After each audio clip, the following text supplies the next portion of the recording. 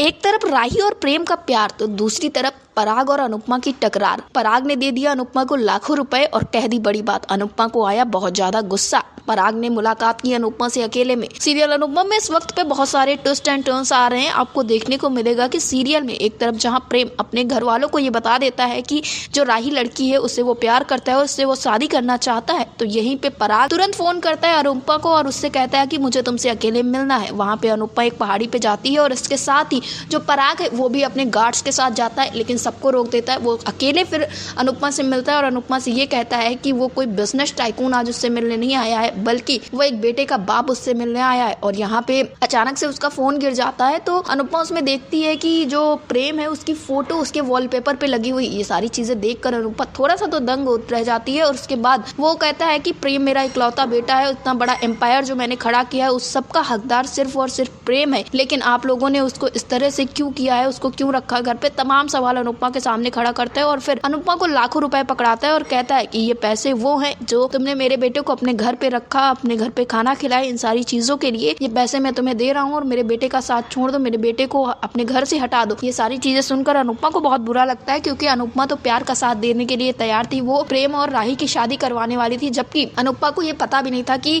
जो प्रेम है वो कोठारीज का बेटा है। वो तो प्रेम को एक नॉर्मल लड़का समझ के उससे शादी करवाना चाह रही थी, लेकिन कोठारीज को ये लगता है कि बड़े घर का लड़का देखने की वजह से अनुपमा ने ये सब किया और राही ने ये सारा गेम खेला है। और दूसरी तरफ प्रेम काफी ज्यादा परेशान है, क्योंकि प्रेम पहले से ही अपने परिवार वालों से दूर रह रहा था और ये सारी चीजें होने की वजह से वो और ज्यादा दूर होने वाला है, क्योंकि उसे बिल्कुल भी बर्दाश्त नहीं है कि कोई भी अपने पैसे की धौंस जमाए। और यहाँ पे तो आप देख ही सकते हैं कि पराग किस तरह से अनुपमा के पास लाखों रुपए लेके पहुंच गया है और अनुपमा से कह रहा है कि उसके बेटे का साथ छोड़ दे, उसकी बेटी को उसके बेटे से अलग करवा दे। तो अब देखना ये होगा कि क्या अनुपमा इतने सारे पैसे लेने के बाद पराग को सही वादा देगी और क्या प्रेम और राही को वो अलग करवा देगी या फिर उन दोनों की शादी करवाएगी। ये सारी चीजें देखना काफी ज्यादा दिलचस्प होगा। इसी के साथ प्रेम को जब पता चलेगा कि उसके पिता ने ये सारी चीजें की है तो उसका क्या रिएक्शन होगा ये भी देखने वाला रहेगा। सीरियल अनुपमा से जुड़े ऐसे ही लेटेस्ट अपडेट के लिए हमारे चैनल को सब्सक्राइब करें, वीडियो को लाइक करें और शेयर करें।